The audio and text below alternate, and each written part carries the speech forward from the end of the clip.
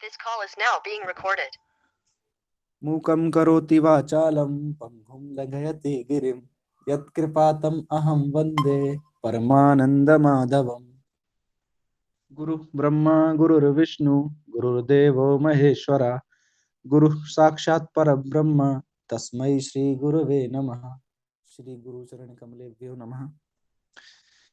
कल की जो कक्षा थी उस कक्षा में हमने परामर्श क्या होता है इस विषय में चर्चा की थी।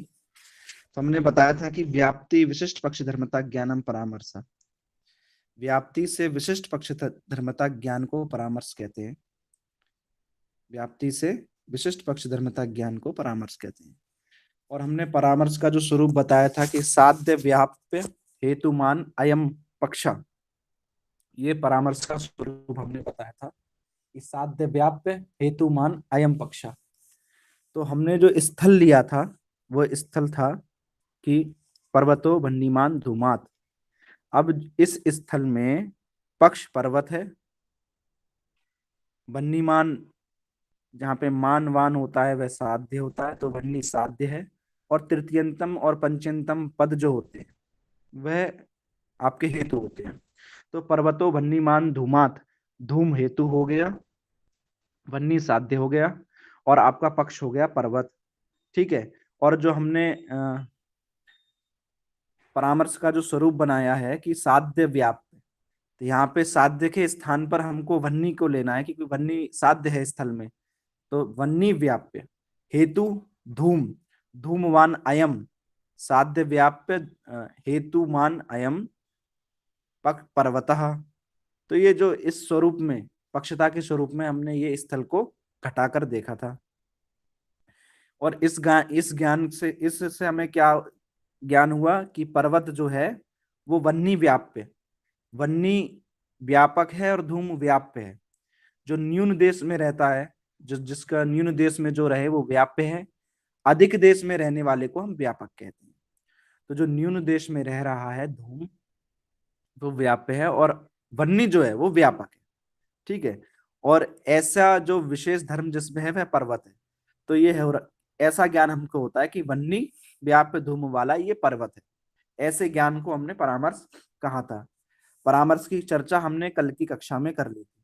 आज जो हमारा विषय है वह व्याप्ति, व्याप्ति का लक्षण बता रहे हैं कि यत्र यत्र धूमः तत्र तत्र अग्नि इति साचार्य नियमो व्याप्ति। कि यत्र यत्र, जहां जहां धूम है वहां वहां अग्नि है। इस प्रकार के जो साहचर्य नियम है उस नियम को व्याप्ति कहते हैं कि जहां जहां धूम है वहां वहां अग्नि है। इस प्रकार के जो साहचर्य का जो नियम है उस नियम को हम व्याप्ति कहते हैं। ठीक है। तो तर्क संग्रह दीपिकाकार के कह रहे हैं कि व्याप्ते है लक्षणम आह यत्रेति, कि व्याप्ते है लक्षणम आह यत्रेति मतलब यत्र यत्र धूमा तत्र तत्र अग्नि इति साहचर्य नियमो व्याप्ति। और जो यत्र यत्र धूमा तत्र तत्र अग्नि, ये जो पंक्ति है कि जहां जहां धूम है वहां वहां अग्नि है, ये व्याप्ति का अभिनय है। जैसे परामर्श का स्वरूप था, क्या स्वरूप था कि साध्य व्याप्य हेतुमान अयम पक्ष, इसी प्रकार से ये व्याप्ति का स्वरूप है कि यत्र यत्र धूमा तत्र तत्र वह्नि, कि यहाँ यहाँ जो है उसके बाद भी कुछ ना कुछ होगा। तो यत्र यत्र धूमा तत्र तत्र वह्नि, ये व्याप्ति का स्वरूप है, अभिनय है। यही आगे कहना है कि यत्र यत्र धूमा तत्र तत्र अग्निर इति व्याप्ते अभिनय, मतलब जहां जहां धूम है वहां वहां अग्नि है। ये व्याप्ति का लक्षण नहीं है, ये व्याप्ति का स्वरूप है। साचर्य नियमः इति लक्षणम। तो जो व्याप्ति का क्या लक्षण हुआ कि साचर्य नियमः, साचर्य नियम को ही हम व्याप्ति कहेंगे। अब वो साचर्य नियम क्या होता है उसको आगे बता रहे हैं कि साहचर्यम सामानाधिकरण्यम, साहचर्यम सामानाधिकरण्यम। साहचर्य क्या होता है कि एक चीज जो है, जहां जहां एक चीज होगी मतलब एक वस्तु जो जरूरी है वह होगी, वहां वहां दूसरी वस्तु भी होगी। जैसे मानस आदि में आपने अनुमिति को ग्रहण किया था कि यत्र यत्र धूमा तत्र तत्र अग्नि, जहां जहां धूम है, धुआं है, वहां वहां अग्नि अवश्य ही होगी। ठीक है, तो ये साचार्य नियम है। और अग्नि और धूम का एक समानाधिकरण में, पर्वत में रहना ही समानाधिकरण्य में, मतलब इन दोनों वस्तुओं का एक अधिकरण में रहना ही समानाधिकरण्य में, वो दोनों वस्तुएं एक अधिकरण में रहे तो साहचर्यम समानाधिकरण्यम,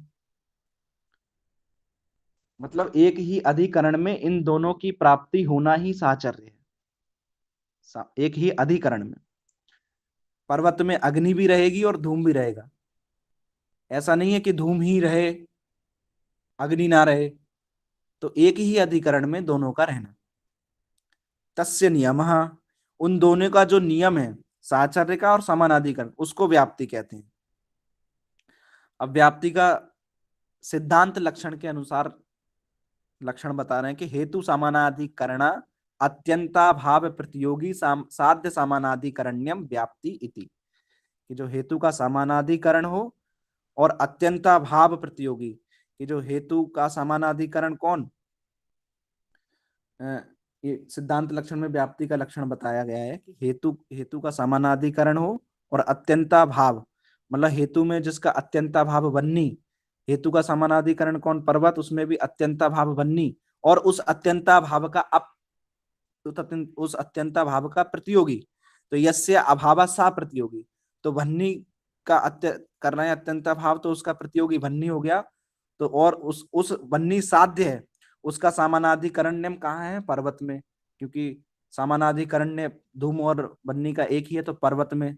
तो व्याप्ति उन दोनों के नियम, जो साहचर्य का नियम है उसको व्याप्ति कहेंगे। तो कहना हेतु समानाधिकरण अत्यंत भाव प्रतियोगी साध्य समानाधिकरण्यम व्याप्तिर इत्यर्था।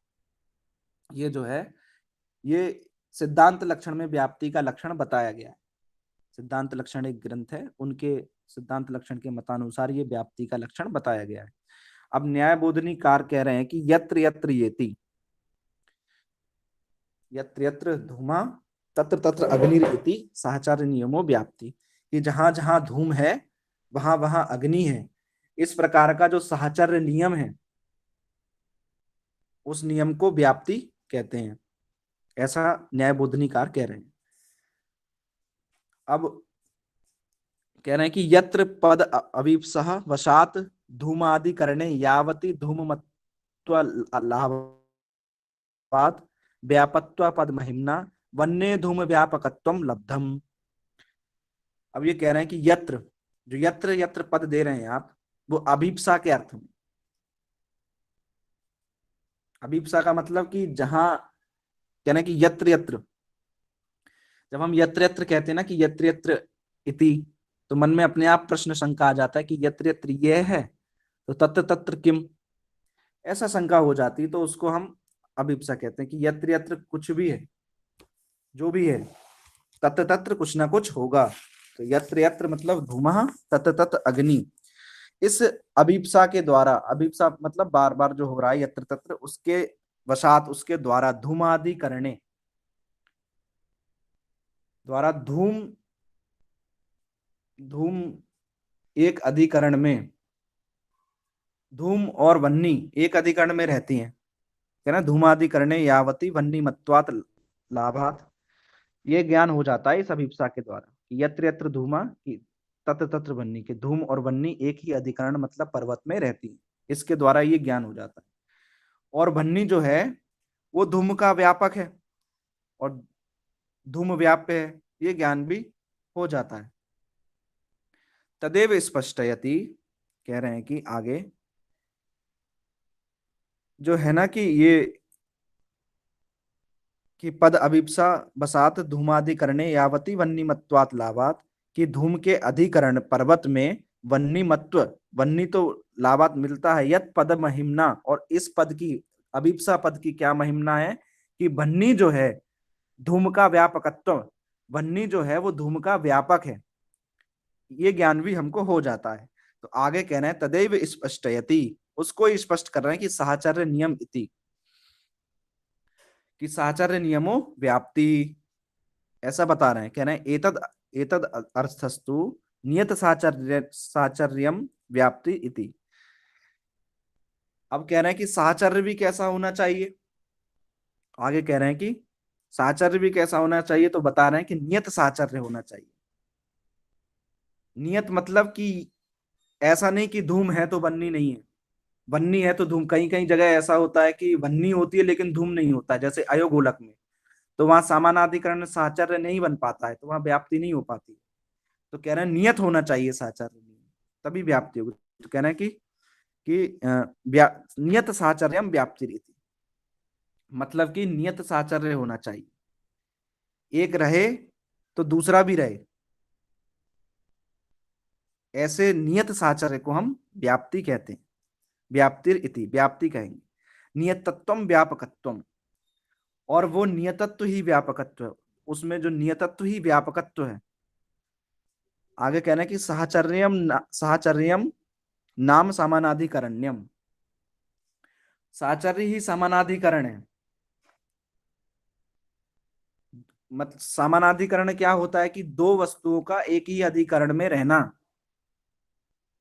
उसको हम साहचर्य कहते हैं, समानाधिकरण निकालेंगे उसको। जैसे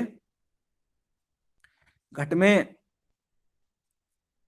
घटत्व भी रहेगा और रूपत्व भी रहेगा, जो रूप रह रहा है घट में घटत्व भी और रूपत्व भी, अधिकरण एक है, चाहे संबंध कोई बोल, लेकिन अधिकरण तो एक है ना। तो इसी तरह से यहाँ पर पर्वत में धूम भी रह रहा है और बन्ही भी रह रहा है, तो जो दो वस्तुएं जो एक अधिकरण में रह रही हैं उसको हम समानाधिकरण कहते हैं। ठीक है।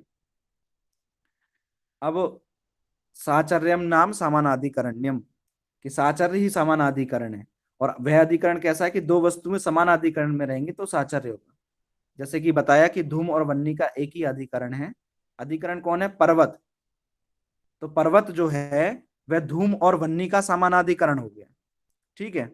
अब आगे कहना है कि तथा च धूम नियत वन्नी, धूम नियत वन्नी समानाधिकरण्यम व्याप्तिर इत्यर्थ। यही कह रहे हैं कि तथा च, आगे बता रहे हैं कि तथा च धूम के साथ वन्नी हमेशा रहती है। ठीक है। मतलब जहां धूम रहेगा वहां वन्नी अवश्य ही रहेगी, जहां पर धुआं होगा वहां अग्नि अवश्य ही रहेगी, है ना। ये नियत साचर्य है। क्योंकि नियत साचर्य आप ऐसा बोल सकते हैं कि जहां अग्नि है वहां, आप नियत साचर्य में आप ऐसा नहीं बोल सकते कि जहां अग्नि है वहां धुआं रहेगा, जहां वन्नी है वहां धूम रहेगा। नियत साचर्य में आप ऐसा नहीं कह सकते, क्योंकि अयोगोलक और दीपक आदि जो हैं, मतलब दीपक गैस आदि जो है, गैस में आजकल जो आधुनिक गैस है उसमें क्या होता है, अग्नि रहती है परंतु धुआं वहां नहीं रहता। अयोगोलक में भी यही होता है कि अग्नि तो रहती है परंतु धुएं का अभाव होता है। ठीक है। तो नियत साचर्य उसको नहीं कहेंगे, नियत साचर्य हम कहेंगे कि जहां धूम भी है और वन्नी भी है, तो उसको हम नियत साचर्य कहेंगे।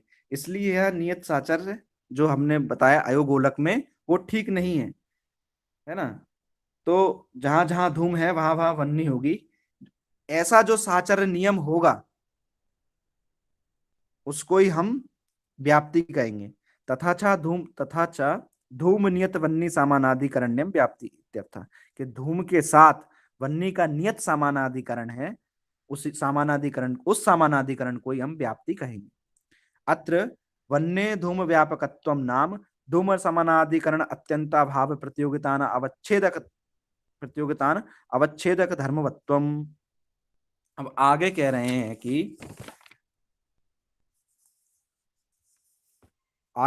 कि अत्र वन्नी धूम व्यापकत्वम नाम, वन्नी व्यापक है और धूम व्याप्य है, उसको बता रहे हैं कि धूम के समानाधिकरण में अत्यंताभाव जिसका होगा, कि धूम के समानाधिकरण में अत्यंताभाव वन्नी का होगा, किसका होगा, तो वन्नी का होगा। और उसका जो प्रतियोगी है यस्य अभावा, किसका अत्यंताभाव मिल रहा था, तो वन्नी का। और उसका जो प्रतियोगी है, मतलब वन्नी का प्रतियोगी, यस्य अभावा सा प्रतियोगी, तो वन्नी का प्रतियोगी वन्नी, है ना। और प्रतियोगी में रहने वाला अनवच्छेदक धर्म, मतलब वन्नी में जो अनवच्छेदक धर्म है वो वन्नित्व है, वो कहाँ चला जाएगा, तो वन्नी में जाएगा ना वो। जो वन्नी में जो अनवच्छेदक धर्म है वो वन्नी में चला जाएगा।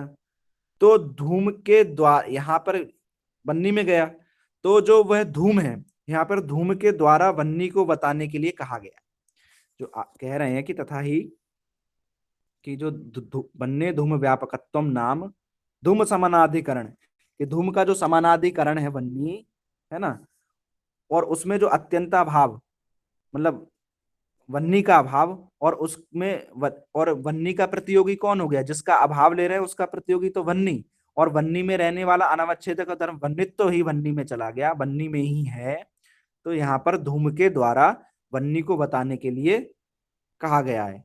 ये अत्र वन्नी धूम व्यापकत्वम नाम, ये जो कहा गया है वह धूम के द्वारा वन्नी को बताने के लिए कहा गया।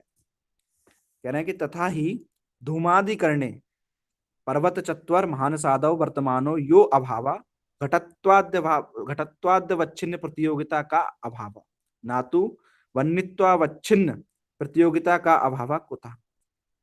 अब कह रहे हैं कि धूमादिकरण, जैसे धूम का अधिकरण पर्वत है, वैसे ही चत्वर, गोष्ठ और महानस, महानस में भी वन्नी और धूम का समानाधिकरण देखा जाता है कि चूल्हे में अग्नि जल रही है तो धुआं भी है और अग्नि भी है, तो वहां भी समानाधिकरण देखा जाता है ना। तो कह रहे हैं कि धूमादिकरणे महानस आदव, महानस आदि मतलब कि जो पाकशाला आदि में वर्तमानो यो अभाव, कहना वर्तमान में जो अभाव है, कौन सा अभाव, कि घटत्व अभाव, महानस में घटत्व का अभाव मिल जाएगा, घटत्वाद्वच्छिन्न प्रतियोगिता का अभाव, और जो घटत्व में अवच्छिन्न प्रतियोगिता मतलब घट का प्रतियोगी मतलब यस्य अभाव सा प्रतियोगी से घट, है ना, तो उसमें उसमें जो घटत्व है उसमें वन्नित्व तो है नहीं, कि ना तो वन्नित्व अवच्छिन्न प्रतियोगिता का अभाव, वहां पे वन्नित्व अवच्छिन्न वन्नी का की प्रतियोगिता मतलब कि वन्नी का अभाव तो वहां पर है नहीं, तो कुतः कहाँ रहेगा घटत्व का अभाव, तो पर्वतादौ वन्नी सत्वात, पर्वत में तो वन्नी रहेगी, घटत्व पटत्व नहीं रहेंगे, ऐसे पर्वतादौ तो वन्नी सत्वात। इसको समझिए कि जैसे धूम के अधिकरण में पर्वत, धूम का अधिकरण जो पर्वत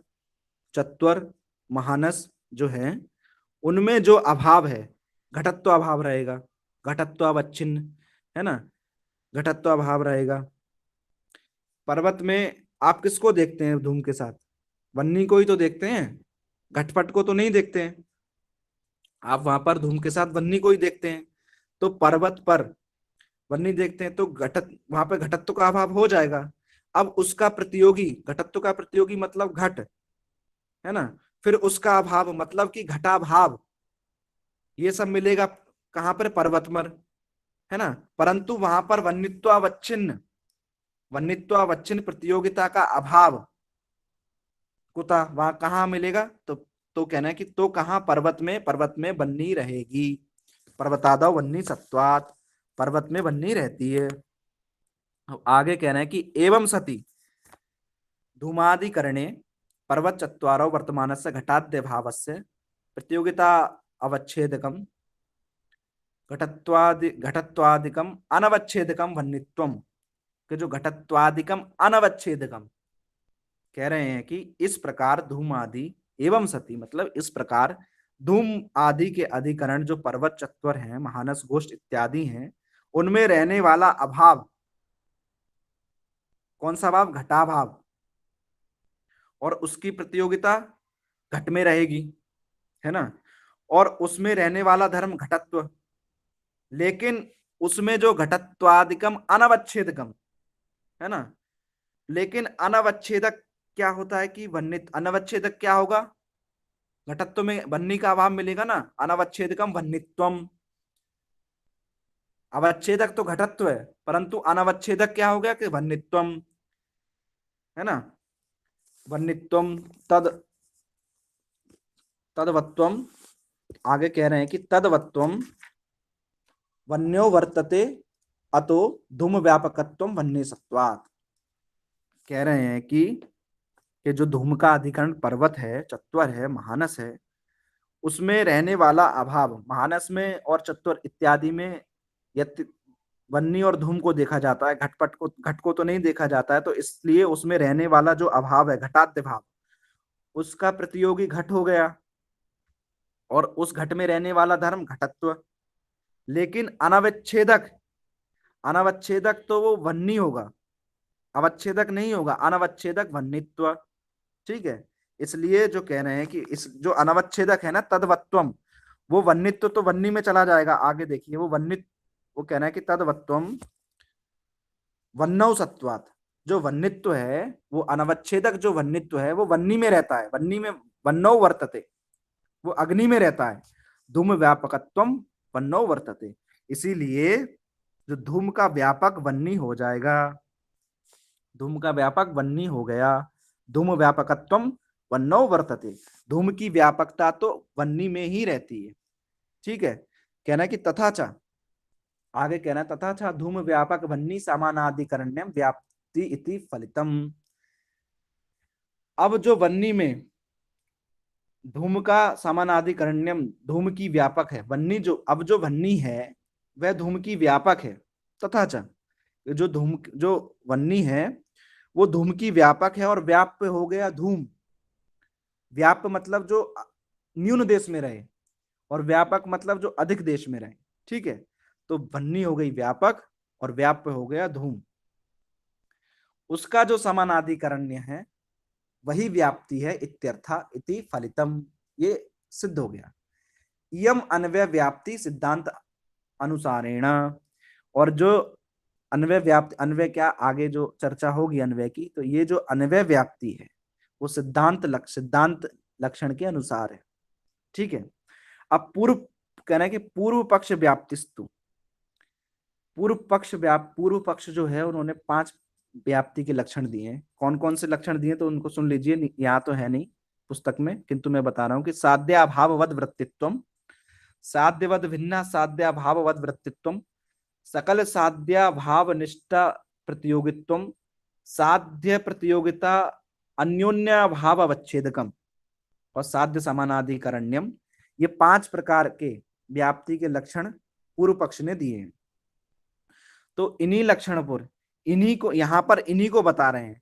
कह रहे हैं कि साध्यतावच्छेदक संबंधावच्छिन्न, साध्यतावच्छेदक अवच्छिन्न प्रतियोगितावच्छेदक संबंधावच्छिन्न प्रतियोगिता का अवच्छेद का अवच्छिन्न वैयाधिकरण्य, है ना, वैयाधिकरण्य अवच्छिन्न भाव निरूपिता हेतुतावच्छेदक संबंधानावच्छिन्न वृत्ति त्वावच्छिन्न प्रतियोगिता का अभावो व्याप्तिर इति निष्कर्षा। कह रहे हैं कि यदि यहाँ पर साध्यता अवच्छेद का अवच्छिन्न पद नहीं देंगे, कहाँ पर्वतो वन्यमान धूमात में, तो जो वन्नी है वह अपने अवयव में चली जाएगी। तो उस उसलिए हमने साध्यता अवच्छेद का अवच्छिन्न प्रतियोगिता का प्रतियोगी मतलब वन्नी का जो अभाव है उसका प्रतियोगी मतलब वन्नी, उसमें जो अवच्छेदक धर्म है मतलब वन्नित्व, अवच्छेद प्रतियोगिता अवच्छेद का अवच्छिन्न वैयाधिकरण अवच्छिन्न, और जो हेतु धूम, यदि हेतुतावच्छेदक संबंध पद नहीं देंगे, हेतुतावच्छेद का अवच्छिन्न प्रतियोगिता नहीं कहेंगे, तो जो धूम है वो अपने अवयव में चला जाएगा, क्योंकि अवयव जो अवयवी अपने अवयव में रहेगा। तो इसलिए प्रतियोगिता का अभाव यही व्याप्ति का निष्कर्ष है। ठीक है, कुछ यहाँ पर क्या है कि लक्षण को विस्तृत करके बता दिया है। ठीक है, कह रहे हैं कि तच्चा केवलान्वयी व्याप्तिम इति सिद्धांतानुसार, और जो केवलान्वयी है, केवलान्वयी की चर्चा आगे है तर्क संग्रह में, तब हम चर्चा करेंगे। तो ये जो व्याप्ति है वो सिद्धांत अनुसार है। जो ये जो 5 व्याप्ति हैं, जो 5 व्याप्ति के लक्षण बताए थे, ये लक्षण क्या हुआ कि इनको छोड़ दिया गया है, क्योंकि केवलान्वयी स्थल जैसे अयम कपि संयोगी वृक्षत्वात्, इस लक्षण में ये व्याप्ति के लक्षण जो है वो घटित नहीं हो रहे थे इस स्थल में। कौन से स्थल में कि अयम कपि संयोगी एतद वृक्षत्वात्, जो पूर्व पक्ष ने 5 व्याप्ति के लक्षण बताए थे वह लक्षण अयम कपि संयोगी एतद वृक्षत्वात् में घटित नहीं हो रहे थे, दोष उत्पन्न हो रहा था। तो इसलिए यहाँ पर इन 5 लक्षणों को हमने छोड़, पूर्व पक्ष लक्षण जो बताए गए थे 5, उनको छोड़कर सिद्धांत लक्षण व्याप्ति को बताया गया है। तो ये सिद्धांतानुसारेण बोला था ना, इयम अन्वय व्याप्ति सिद्धांतानुसार, तो इसलिए सिद्धांत अनुसार, सिद्धांत लक्षण के अनुसार व्याप्ति का लक्षण दिया। अब पदकृत्य कह रहे हैं कि यत्र यत्र येति, कि जहां जहां धूम है वहां वहां वन्नी है। यत्र यत्र मतलब कि जहां जहां धूम है वहां वहां वन्नी है। इति साचार्य नियमो व्याप्ति। आगे कह रहे हैं कि यत्र यत्र धूमा तत्र तत्र अग्नि इति व्याप्ति है अभिनया, कि जहां जहां धूम है वहां वहां अग्नि है। ये जो है, ये इतना जो पंक्ति है, वह पंक्ति जो है व्याप्ति का स्वरूप है, वह व्याप्ति का लक्षण नहीं है। कोई पूछे तो यत्र यत्र धूमा तत्र तत्र अग्नि, ये व्याप्ति का लक्षण नहीं बता सकते आप, ये तो व्याप्ति का स्वरूप है। कह रहे हैं आगे साहचर्य नियमो इति लक्षण, कि जो साहचर्य नियमो व्याप्ति ये कहा, ये लक्षण है व्याप्ति का। यत्र यत्र धूमा तत्र तत्र अग्नि, ये तो स्वरूप है, और साहचर्य नियम इति लक्षणम, और साहचर्य नियम जो है वो लक्षण है। ठीक है, जिस प्रकार से हमने परामर्श का स्वरूप बताया था उस प्रकार से ही यहाँ पर व्याप्ति का स्वरूप बताया है। कहना है कि सहचरति इति सहचर।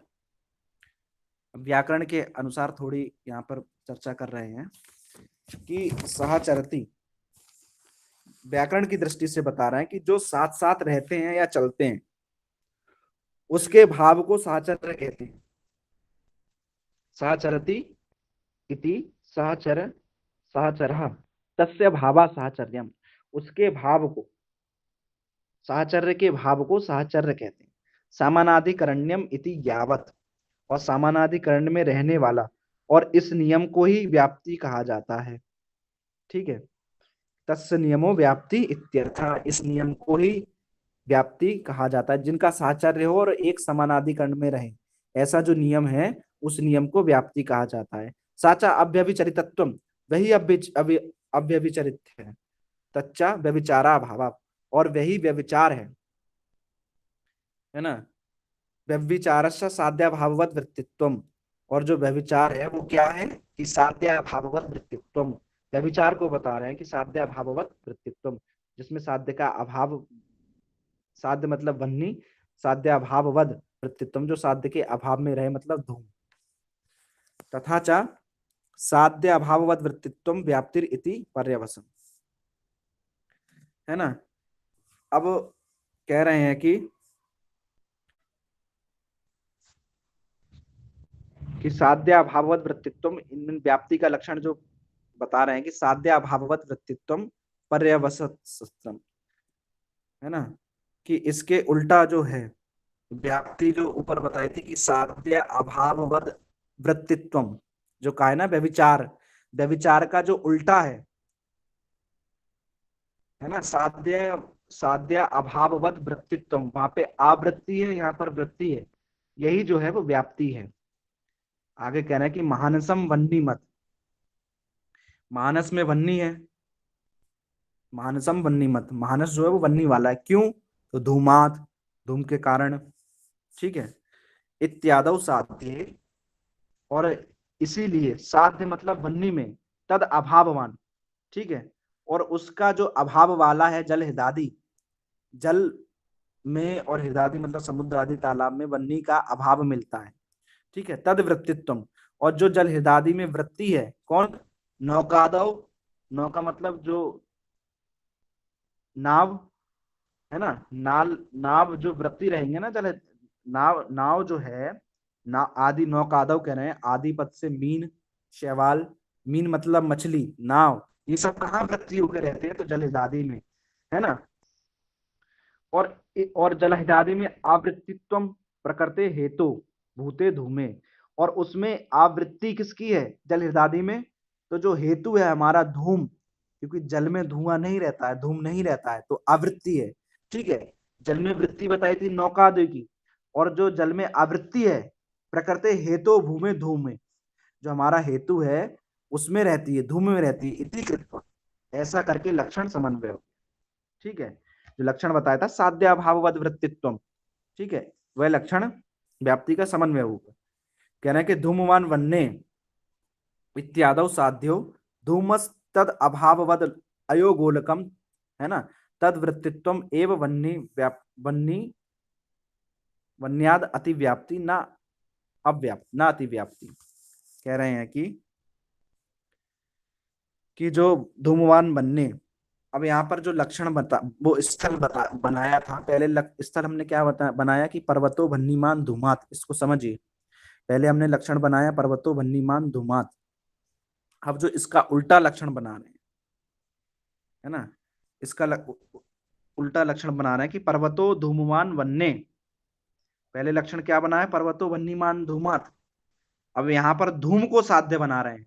पहले वन्नी को साध्य बनाया, अब धूम को साध्य बना रहे हैं। कह रहे हैं कि पर्वतो धूमवान वन्ने। यहाँ पर साध्य क्या है तुम्हारा, धूम। उसका अभाव कहाँ मिलेगा, अयोगोलक में, है ना। उसका अभाव अयोगोलक में मिलेगा, ठीक है।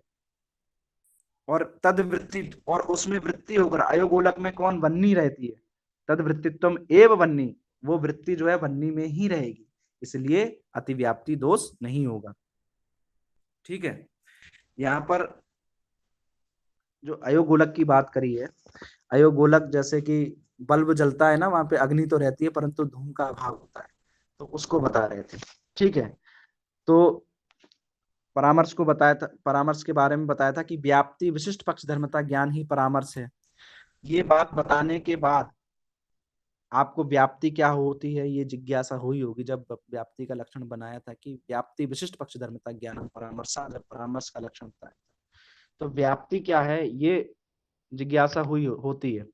तो अतः व्याप्ति का लक्षण बताया था कि यत्र यत्र धूमा तत्र तत्र वह्नि, ये व्याप्ति का स्वरूप बताया था। और इनका जो साहचर्य नियम है, उस भाग, इनका जो साहचर्य नियम है उसको व्याप्ति का लक्षण बनाया था, है ना। तो साहचर्य क्या होता है, सामानाधिकरण्य को साहचर्य कहते हैं, है ना। जहां पर वन्नी के अधिकरण में, पर्वतो वन्नीमान धूमात, ये स्थल में पर्वत हो गया अधिकरण मतलब पक्ष, इस पक्ष में वन्नी के अधिकरण में, क्योंकि वन्नी व्यापक है, व्यापक में व्याप्य होगा, तो वन्नी के अधिकरण में धूम का रहना ही, वन्नी और धूम का समानाधिकरण कहाँ है, पर्वत में। तो एक ही अधिकरण में रहने वाले भाव को हम क्या कहेंगे, समानाधिकरण्य। सहचरति इति सहचर, तस्य भावा सहचर्यम भी बताया था न्यायबोधनी, सॉरी पदकृत्य में, पदकृत्य में बताया था कि सहचरति इति सहचर, जो साथ साथ रहें, है ना, उसको हम क्या कहेंगे, सहचर, उसके भाव को साहचर्य कहेंगे, ठीक है। अब आगे चलते हैं, आगे क्या है, आगे पक्ष धर्मता है। पक्ष धर्मता की हम चर्चा करेंगे कि व्यापस्य पर्वतादि वृत्तित्वम पक्ष धर्मता, व्यापस्य पर्वतादि वृत्तित्वम पक्ष धर्मता। इसको समझिए, जो व्याप्य होता है, पर्वतो भन्नीमान धूमात, यहाँ पर जो है व्याप्य धूम है और व्यापक वन्नी है। जो व्याप्य है मतलब कि धूम, वह कहाँ रहता है, तो पर्वत में, है ना। आप समझिए कि आप पर्वत पर गए, ठीक है, आपने पर्वत पर धूम को देखा, तो आपको क्या ज्ञान होता है कि यह जो पर्वत है वह धूम वाला है ना। तो जो पर्वत जो हेतु है, हेतु का पक्ष में रहना ही पक्षता कहलाता है। हेतु का पक्ष में रहना, हेतु मतलब कौन, धूम। पर्वतो भन्नीमान धूमात, पंचम यंतम है तो धूम हेतु, और पक्ष मतलब पर्वत, तो हेतु का पक्ष में रहना ही पक्षता कहलाता है, ठीक है। तो यहाँ पर कह रहे हैं कि अग्नि आदि के व्याप्ति से युक्त व्याप्य अर्थात धूम आदि के पक्ष भूत पर्वत आदि में रहने को पक्ष धर्मता कहते हैं। जो धूम आदि है ना, वो पक्षभूत मतलब पर्वत, हेतु का पर्वत पक्ष में रहना ही, रहने को ही पक्ष धर्मता कहते हैं, ठीक है। अब तर्क संग्रह दीपिकाकार कह रहे हैं कि पक्ष धर्मता का स्वरूप कर रहे हैं, पक्ष धर्मता को बता रहे हैं कि व्यापस्येति पर्वतादि वृत्तित्वम पक्ष धर्मता। जो व्याप्य मतलब कि धूम, हेतु, हेतु का पर्वतादि मतलब पक्ष में वृत्ति होना ही, हेतु का पक्ष में वृत्ति होना ही पक्ष धर्मता है।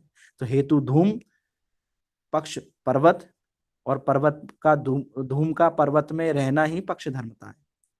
आगे कह रहे हैं कि ननु ज्ञातेयम व्याप्ति पक्ष धर्मता ज्ञानम इत्यत्र का नाम पक्षता, कि जो ननु ज्ञातेयम की व्याप्ति क्या है, पक्ष धर्मता ज्ञानम इत्यत्र का नाम पक्षता। और पक्ष धर्मता ज्ञानम इत्यत्र मतलब कि पक्ष धर्मता क्या है, व्याप्ति का ज्ञान हुआ तो उसके बाद पक्ष धर्मता परामर्श में क्या है ना कि परामर्श का व्याप्ति विशिष्ट पक्ष धर्मता ज्ञानम परामर्श, तो पहले व्याप्ति का निरूपण किया, तदुपरांत पक्ष धर्मता, ये जिज्ञासा हुई कि पक्ष धर्मता ज्ञान में इत्यत्र पक्ष धर्मता आप कह रहे हो, वह पक्ष धर्मता है क्या, तो इसलिए तत्प्रति स्वरूपम, इसलिए उसके स्वरूप को बता रहे हैं कि व्याप्यस्येति, इसलिए पक्ष धर्मता के स्वरूप को बता रहे हैं कि व्यापस्य पर्वतादि वृत्तित्वम पक्ष धर्मता, व्याप्यो नाम व्याप्त्या आश्रय। व्याप्य क्या होता है, तो व्याप्ति में जो आश्रित होकर रहे, धूम में जो मतलब व्यापक में जो रहे, है ना, साचा धूमादि, वह कौन है कि धूम, तस्य पर्वतादि वृत्तित्व, और उसकी वृत्तिता कहाँ है, तो पर्वतादि में, तो पक्ष धर्मते, इसी को पक्ष धर्मता कहते हैं। ठीक है, तो कहा है कि हेतु का पक्ष में रहना ही पक्ष धर्मता कहलाता है ना, कि हेतु धूम का पर्वत में रहना ही यहाँ पर पक्ष धर्मता क्या है, पर्वत में है। ठीक है, तो यहाँ पर जो है व्याप्ति का निरूपण करके अब पक्ष धर्मता का स्वरूप बताया, क्या बताया कि व्यापस्य पर्वतादि वृत्तित्वम पक्ष धर्मता, व्याप्य माने व्याप्ति का आश्रय, कहा कि व्याप्यो नाम व्याप्त्या आश्रय, व्याप मतलब व्याप्ति का आश्रय, वह धूम आदि है, मतलब कि व्याप्ति के आश्रयभूत धूम आदि की जो पर्वत में वृत्ति है, विद्यमान जहां पर रहे, आधेयता जहां पर हो, उसे ही पक्ष धर्मता कहते हैं। ठीक है, पक्ष का धर्म पक्ष धर्म, और पक्ष धर्म में का अभाव पक्ष धर्मता। ठीक है, अब आगे चलते हैं, आगे अनुमान कितने प्रकार का है उसको बता रहे हैं, कहने कि अनुमान जो था, अनुमितिकरणम अनुमानम, वह उसकी थोड़ी चर्चा करेंगे कि अनुमानम दुविधम, अनुमान दो प्रकार का है, कौन कौन से प्रकार का, स्वार्थम परार्थम च, अनुमान दो प्रकार का है, स्वार्थ अनुमानम और परार्थानुमानम के भेद से। दीपिकाकार कह रहे हैं अनुमानम विभजते, अनुमिति अनुमानम इति, है ना, अनुमितिकरणम अनुमानम, न्याय बोधनिकार अनुमानम विभजते स्वार्थम इति, स्वार्थानुमानम नाम न्याय अप्रयोजनम। अब यहाँ पर न्याय अप्रयोजन का जो तात्पर्य है, उससे ये मत सोचना कि ये जो न्याय में उपयुक्त नहीं है, उपयोग नहीं है, न्याय अप्रयोजनम मतलब ये मत समझ लेना कि यहाँ पर न्याय में अप्रयोजन है, स्वार्थानुमान अप्रयोजन नहीं है, ऐसा मत सोच लेना, बल्कि यहाँ पर जो न्याय अप्रयोजनम कहा है, वो जो पंच अवयव वाक्य हैं, पंचा अवयवा वाक्यम जो है, उनका स्वार्थानुमान में प्रयोग नहीं होता है।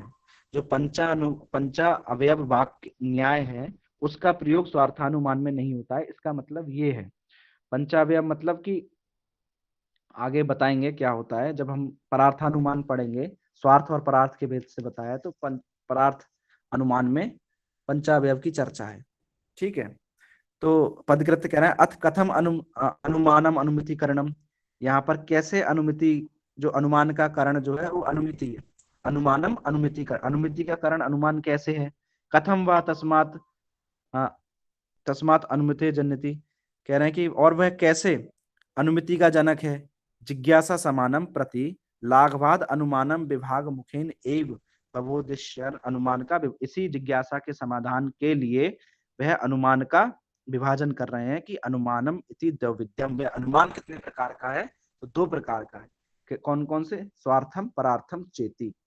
ठीक है, अब जो इसके जो पदकृत्य व्याख्या है स्वार्थानुमान की और न्याय बोधनी है, उसकी चर्चा हम कल करेंगे, लेकिन थोड़ा सा स्वार्थानुमान के विषय में पढ़ लेते हैं कि होता क्या, कि कह रहे हैं कि तत्र स्वार्थम स्वानुमिति हेतु तथा ही स्वयमेव भूयो दर्शनेन यत्र यत्र धूमा तत् तत् अग्नि इति मानसादौ व्याप्तिम गृहीत्वा पर्वत समीपे गतस्तद्गते चाग्नौ संदिहाना पर्वते धूमं पश्यन् व्याप्तिम स्मरति। जैसे कि आप स्वयं पाकशाला में गए, मानसादि में, आपने वहां पर चूल्हे में धूम और अग्नि का साचार नियम देखा, यत्र यत्र धूमा, जहां आपके मन में व्याप्ति गृहित हो गई, आपने गृहित कर ली, ज्ञान हो गया कि जहां जहां धूम है वहां वहां अग्नि है। ठीक है, और इस व्याप्ति को गृहित करके आप पर्वत आदि में, मतलब पर्वत में गए कभी, है ना, और आपने पर्वत में धूम को देखा, है ना, और आपके मन में वही व्याप्ति उत्पन्न हो गई कि अरे यहाँ तो धूम है, तो अग्नि भी होगी, यत्रस्य धूमा तत्तत् अग्नि इति, है ना, यहाँ पर धुआं है तो अग्नि होगी, है ना। तद अनंतरम, और उसके बाद जो आपको ज्ञान हुआ, वह्नि व्याप्त धूमान अयम पर्वत, कि ये जो पर्वत है वो वह्नि वाला है, ये जो पर्वत है वह्नि वाला, ये जो ज्ञान आपको उत्पन्न हुआ, है ना, इसी ज्ञान को उत्पन्न कराने में जो कारण है वो स्वार्थानुमान कारण है। तो इसकी जो चर्चा है जो है वो हम कल करेंगे। आज के लिए बस इतना ही।